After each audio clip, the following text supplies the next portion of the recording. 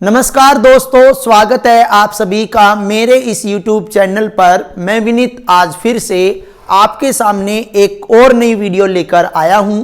आज की इस वीडियो में मैं आपको भूगोल विषय से पाठ 6 विनिर्माण उद्योग कराऊंगा। देखिए, आज की इस वीडियो में सबसे पहले मैं आपको बताता हूं कि विनिर्माण क्या है। देखिए, कच्चे माल को जो हम कृषि से प्राप्त करते हैं, यानी कि कच्चे माल को मूल्यवान वस्तु में परिवर्तित करके अधिक मात्रा में प्रॉफिट प्राप्त करते हैं, उसे हम विनिर्माण कहते हैं। देखिए, सिंपल सी भाषा में यदि हम बात करें कि विनिर्माण होता क्या है, जब हम कृषि से कच्चा माल प्राप्त करते हैं या कहीं से भी कच्चा माल प्राप्त करते हैं और उसको मूल्यवान वस्तु में अधिक मात्रा में परिवर्तित करते हैं तो उसे विनिर्माण कहते हैं। देखिए, आज की जो ये क्लास होने वाली है इसमें हम अनेक उद्योग धंधों के बारे में भी बताएंगे, कई प्रकार के उद्योगों से होने वाले लाभ एवं हानियों के बारे में जिक्र करेंगे। देखिए, सबसे पहले जैसे कि हम अध्याय के सार के बारे में बात करेंगे और सबसे पहले कहा है कि विनिर्माण क्या है। जैसे कि लेसन का नाम है विनिर्माण उद्योग, कि विनिर्माण क्या है। कच्चे माल को, देखिए, कच्चे माल को मूल्यवान उत्पाद में परिवर्तित करके अधिक मात्रा में वस्तुओं का उत्पादन करना विनिर्माण या वस्तु निर्माण कहलाता है।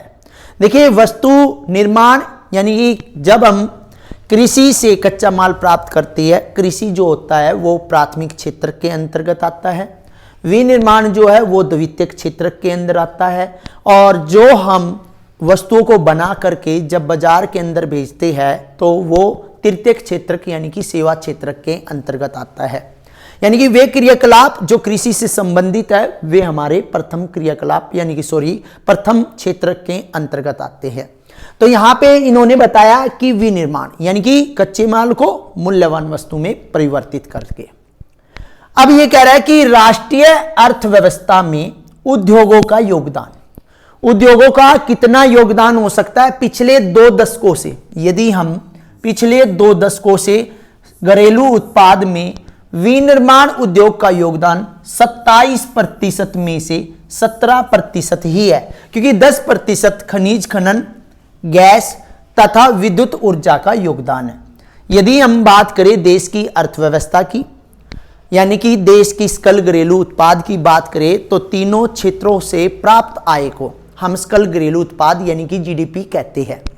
यहां पे ये कह रहा है कि उद्योगों का कितना योगदान है। टोटल 27% योगदान में से 17% ही है यदि हम घरेलू उत्पाद के निर्माण की बात करें, और 10% हमें खनिज से और गैस से और विद्युत ऊर्जा से योगदान प्राप्त होता है।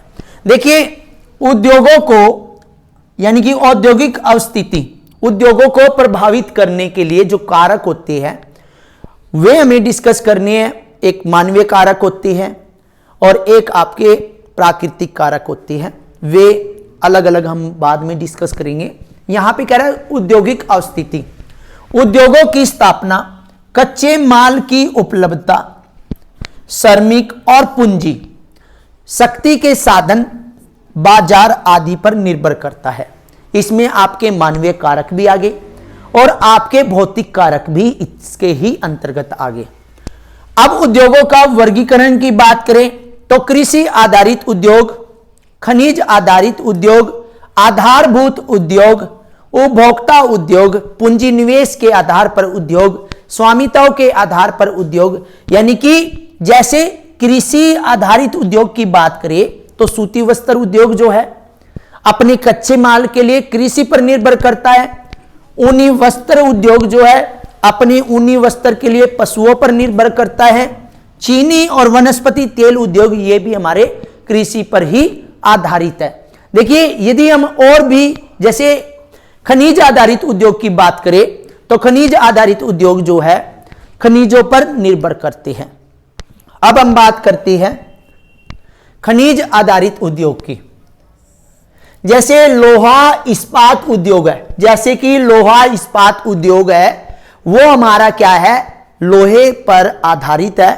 और एल्यूमिनियम उद्योग जो है वो एल्यूमिनियम पर आधारित है, बॉक्साइट पे। रसायन उद्योग केमिकल पे। उर्वरक उद्योग और सीमेंट उद्योग, ये सभी उद्योग जो है खनिज आधारित उद्योग कहलाती है। औद्योगिक प्रदूषण और पर्यावरण निम्नीकरण, ये क्या है? देखिए, उद्योग 4 प्रकार के प्रदूषण के लिए उत्तरदायी है। पहला देखिए, वायु से, जल से, भूमि से और ध्वनि से। मैं आपको बताऊं, जो औद्योगिक प्रदूषण है वो 4 प्रकार से प्रदूषण के लिए उत्तरदायी है, वायु, जल, भूमि और ध्वनि। कैसे, ये हम 1 बाय 1 करके आपको बताएंगे। इसके बाद है पर्यावरणीय निम्नीकरण की रोकथाम, कि जल का न्यूनतम उपयोग, वर्षा जल संग्रहण, यांत्रिक साधनों द्वारा प्राथमिक शोधन, जैविक प्रक्रियाओं द्वारा द्वितीयक शोधन और जैविक और रासायनिक और भौतिक प्रक्रियाओं द्वारा तृतीयक शोधन। तो यहां पे मैं 1 बाय 1 करके आपको दोबारा डिस्कस करता हूं कि जो जल का न्यूनतम उपयोग जो है, ये पर्यावरणीय निम्नीकरण की रोकथाम है, वर्षा जल संग्रहण, क्योंकि इससे जल आपका खराब नहीं होगा, यांत्रिक साधनों द्वारा प्राथमिक शोधन और जैविक प्रक्रियाओं द्वारा द्वितीयक शोधन, यानी कि जो आपके यांत्रिक है उनको प्राथमिक शोधन, और जो आपके जैविक है वो द्वितीयक शोधन, और जो जैविक रासायनिक भौतिक प्रक्रियाएं है ये तृतीयक शोधन के अंतर्गत आती हैं। अब हम बात करते हैं अभ्यास के प्रश्नों की, बहुविकल्पीय प्रश्नों की, कि निम्न में से कौन सा उद्योग चूना पत्थर को कच्चे माल के रूप में प्रयुक्त करता है? देखिए, चूना पत्थर जो है सीमेंट के लिए, सीमेंट उद्योग जो होता है चूना पत्थर को कच्चे माल के रूप में उपयोग करता है। इसके बाद कह रहा है कि निम्न में से कौन सी एजेंसी सार्वजनिक क्षेत्र में से स्टील को बाजार में उपलब्ध कराती है? सेल। देखिए, जो सेल है वो स्टील को बाजारों में उपलब्ध कराती है। इसके बाद निम्न में से कौन सा उद्योग बॉक्साइट को, मैंने पिछले लेसन में भी बताया था कि बॉक्साइट को कच्चे माल के रूप में प्रयोग करता है, वो है एल्यूमिनियम, क्योंकि बॉक्साइट से एल्यूमिनियम की धातु प्राप्त की जाती है। क्वेश्चन नंबर 1 के 4th पार्ट की बात करें तो निम्न में से कौन सा उद्योग दूरभाष, कंप्यूटर आदि संयंत्र निर्मित करता है? वो आपका इलेक्ट्रॉनिक। ये हमारा बेंगलुरु जो है इसी के लिए प्रसिद्ध है। कर्नाटका के अंदर जो बेंगलुरु जिला है वो इलेक्ट्रॉनिक के लिए ही आपका मशहूर है। इसके बाद हम बात करते हैं प्रश्न नंबर 2 की। देखिए, प्रश्न नंबर 2 में कह रहा है कि निम्नलिखित प्रश्नों के उत्तर लगभग 30 शब्दों में देने हैं। यहां पे आपको कुछ प्रश्न दिए गए हैं और उनके आंसर आपने 30 शब्दों में देने हैं। तो यहां पे पहला ही प्रश्न है जो हम पहले भी बता चुके हैं कि विनिर्माण क्या है।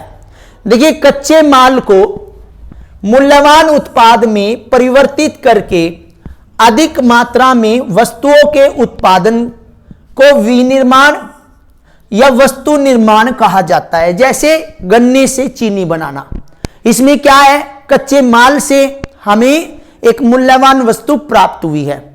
इसके बाद पार्ट नंबर 2 की बात करते हैं। उद्योगों की अवस्थिति को प्रभावित करने वाले 3 भौतिक कारक। ऐसे ही एक प्रश्न आएगा 3 मानवीय कारक। तो यहां पे पहले हम बात करते हैं 3 भौतिक कारकों की। तो उद्योगों की स्थिति को प्रभावित करने वाले 3 भौतिक कारक है। पहला जो है वो है कच्चे माल की उपलब्धता, दूसरा है शक्ति के साधन की उपलब्धता और तीसरा जो है वो है अनुकूल जलवायु। ये 3 जो है वो भौतिक कारक के अंतर्गत आते हैं जो उद्योगों की स्थिति को प्रभावित करते हैं। अब इसके बाद बात करते हैं पार्ट नंबर 3 की। औद्योगिक अस्थिति को प्रभावित करने वाले 3 मानवीय कारक। अभी अभी मैंने बताया ना 3 मानवीय कारक। पहला मानवीय कारक है यदि परिवहन और संचार के साधन, दूसरा है श्रमिकों की उपलब्धता और तीसरा बैंकिंग सुविधाएं। ये हमारे मानवीय कारकों के अंतर्गत आते हैं। इसके बाद पार्ट नंबर 4 की बात करते हैं कि आधारभूत उद्योग क्या है, उदाहरण देकर बताइए। तो वे उद्योग जिनके उत्पाद अन्य उद्योगों को उत्पादन का आधार प्रदान करते हैं उन्हें आधारभूत उद्योग कहते हैं। जैसे भारी कच्चे माल का प्रयोग हम जो करते हैं, जैसे लौह इस्पात उद्योग है, इंजीनियरिंग उद्योग है, ये हमारे आधारभूत उद्योगों के अंतर्गत आती है। यानी कि वे उद्योग जिनके उत्पाद अन्य उद्योगों को उत्पादन का आधार प्रदान करते हैं, वे हमारे आधारभूत उद्योग कहलाते हैं। अब यहां पे देखिए प्रश्न नंबर 3 कि निम्नलिखित प्रश्नों के उत्तर लगभग 120 शब्दों में देने हैं आपने। कितने शब्दों में? 120 शब्दों में।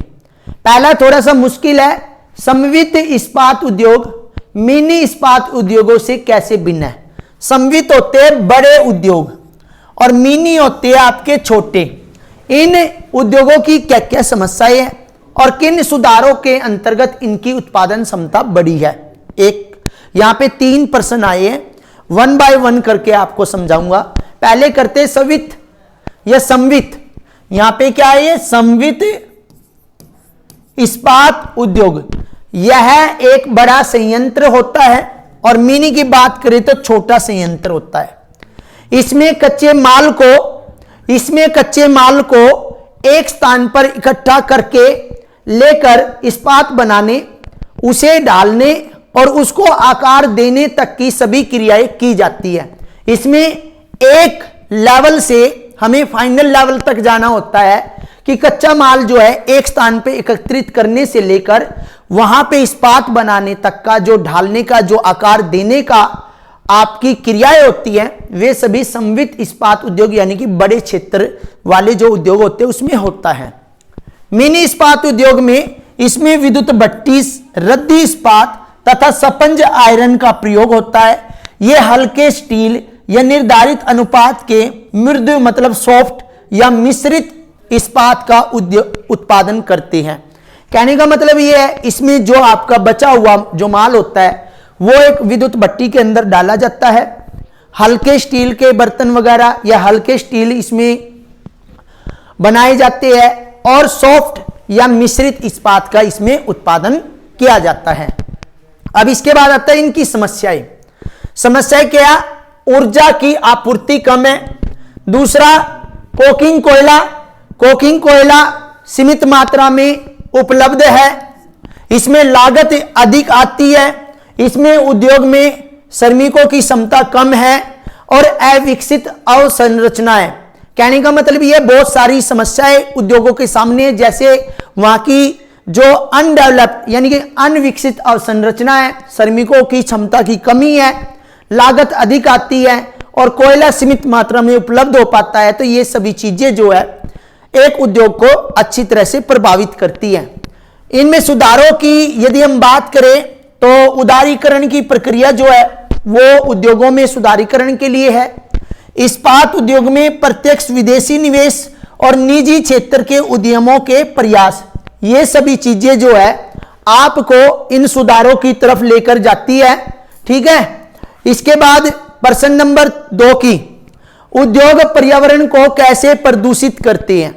उद्योग 4 प्रकार से प्रदूषण, यानी कि कहने का मतलब है उद्योग पर्यावरण को 4 तरह से प्रदूषित करते हैं। पहला, वायु को प्रदूषित करते हैं। दूसरा, जल को प्रदूषित करते हैं। तीसरा, भूमि को प्रदूषित करते हैं और चौथा, ध्वनि फैलाते हैं। इससे किस तरह इनका वर्णन करना है ये मैं आपको एक एक करके बताऊंगा। जैसे वायु प्रदूषण की हम बात कर रहे हैं कि उद्योगों से निकलने वाले धुएं ने वायु और जल दोनों को प्रदूषित किया है। कार्बन मोनोऑक्साइड जिसको हम CO बोलते हैं, सल्फर डाइऑक्साइड जिसको SO2 बोलते हैं, जैसी गैसों की अधिकता से वायु प्रदूषण में वृद्धि होती है। तीसरा, वायु प्रदूषण में धूल, गंध देने वाले पदार्थ, धुआं, स्प्रे आदि ठोस और तरल पदार्थ भी वायु के अंतर्गत मिल जाते हैं, जिससे वायु प्रदूषण होता है। अब हम बात करते हैं जल प्रदूषण की, कि जल प्रदूषण का प्रमुख कारक औद्योगिक अपशिष्ट है। उद्योगों से निकलने वाला कूड़ा कचरा है, जिन्हें बिना उपचारित किए ही नदियों में बहा दिया जाता है। यदि हम बात करें दूसरे पॉइंट की, ये अपशिष्ट जैविक और अजैविक 2 प्रकार के होते हैं। इनमें कोयला, रंग, साबुन, उर्वरक, कीटनाशक दवाइयां, प्लास्टिक और रबड़ आदि प्रमुख है। ये नदियों के अंदर फेंक दिए जाते हैं जिससे कि जल प्रदूषण होता है। और जल प्रदूषण के लिए उत्तरदायी मुख्य जो उद्योग है, जैसे कागज उद्योग है, चमड़ा उद्योग है, तेल शोधन उद्योग है, वस्त्र रंगाई उद्योग है। ये सभी चीजें जो है पानी के अंदर अपशिष्ट पदार्थ छोड़ती है जिससे जल प्रदूषण होता है। इसके बाद बात करते हैं ध्वनि प्रदूषण की। उद्योगों से निकलने वाला जो शोर है लोगों के लिए असहनीय और कष्टदायक होता है। इससे मानव के सुनने की शक्ति कम हो जाती है। औद्योगिक और निर्माण कार्य, कारखानों के उपकरण, जनरेटर, गैस यांत्रिकी, विद्युत ड्रिल भी अधिक ध्वनि उत्पन्न करते हैं। उन्हें हम ध्वनि प्रदूषण के अंतर्गत लाते हैं। देखिए, वाहनों से या उद्योगों से निकलने वाला शोर जो होता है असहनीय होता है, यानी कि असहनीय और कष्टदायक होता है, जो मानव के सुनने की शक्ति भी कम करता चला जाता है। तो इसे ही हम ध्वनि प्रदूषण कहते हैं। इसके बाद आता है तापीय प्रदूषण। देखिए, यहां पे भूमि प्रदूषण की बात नहीं हुई है, भूमि प्रदूषण भी बताना है। तापीय प्रदूषण जब कारखानों और ताप घरों से गर्म जल को नदियों और तालाबों में छोड़ा जाता है तो जल में तापीय प्रदूषण होता है। इसका जलीय जीवन पर भी बुरा प्रभाव पड़ता है। मृदा और जल प्रदूषण आपस से संबंधित है, इसलिए इस तापीय प्रदूषण को हमें क्या कह सकते हैं, भूमि प्रदूषण भी। वर्षा के जल के साथ प्रदूषक यानी कि मलबे का ढेर, हानिकारक रसायन जमीन में रिसते हुए भूमिगत जल तक पहुंच जाते हैं और भूमि के साथ साथ जल को भी प्रदूषित करते हैं। देखिए, प्रदूषक वे पदार्थ होते हैं जो प्रदूषण फैलाते हैं। समझ में आ गया होगा। अब हम बात करते हैं उद्योगों द्वारा पर्यावरणीय निम्नीकरण को कम करने के लिए किए गए विभिन्न उपाय, यानी कि उद्योगों के द्वारा पर्यावरण को नुकसान ना पहुंचे उसके लिए इन्होंने क्या किया है। देखिए, जहां भूमिगत जल का स्तर कम है वहां उद्योगों द्वारा इसके अधिक प्रयोग पर कानूनी प्रतिबंध होना चाहिए। दूसरा, वायु में निलंबित प्रदूषकों को कम करने के लिए कारखानों में ऊंची चिमनियां, स्क्रबर उपकरण ये सभी अनिवार्य होने चाहिए। तीसरा, उद्योगों में कोयले के स्थान पर तेल या गैस का प्रयोग किया जाना चाहिए, इससे भी प्रदूषण कम होगा। यदि विद्युत का उपयोग हो रहा है तो और भी अच्छा है। ऐसे यंत्रों का उपयोग किया जाए जो धुएं से प्रदूषकों को अलग कर दे, जैसे पृथ्वी छन्ना, यानी कि हम फिल्टर लगा सकते हैं, इससे वायु प्रदूषण में कमी आएगी। और ऐसी मशीनों का उपयोग किया जाए जो ऊर्जा सक्षम हो और कम ध्वनि फैलाती हो। इसके बाद नदियों और तालाबों में डालने से पहले अपशिष्ट जल और पदार्थ को विभिन्न प्रक्रियाओं द्वारा शोधन किया जाना चाहिए। इस तरह हम जो है पर्यावरण निम्नीकरण को कर सकते हैं। इसके बाद जो लास्ट पॉइंट है, भूमि प्रदूषण को रोकने के लिए कचरा निस्तारण संयंत्र की स्थापना की जानी चाहिए। देखिए, इसमें कहने का मतलब क्या है, सिंपल सी भाषा में बताता हूं कि जहां पर भूमिगत जल स्तर कम है वहां पर हमें उद्योगों में कानूनी प्रतिबंध लगाना होगा। दूसरा, वायु से जो वायु में जाके प्रदूषक मिलते हैं उनको कम करने के लिए ऊंची चिमनियां होनी चाहिए, स्क्रबर लगाने चाहिए।